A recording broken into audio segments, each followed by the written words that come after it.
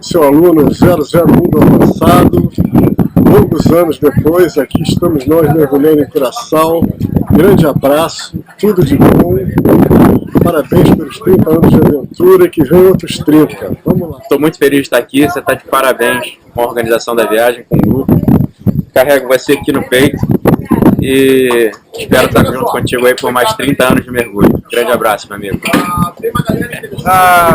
É contra os meus princípios elogiar o Valentim, mas não há como fugir disso. O cara é bom. Acho que eu não conheço ninguém que promove o mergulho melhor do que essa criatura.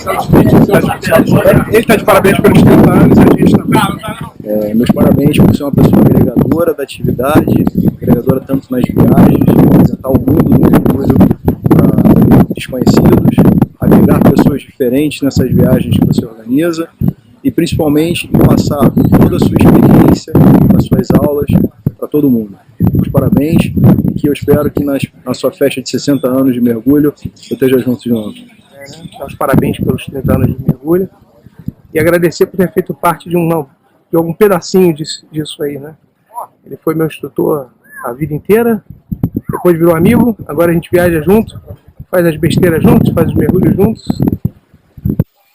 Então é isso, eu quero dar os parabéns, agradecer, dizer que ele é responsável por uma boa parte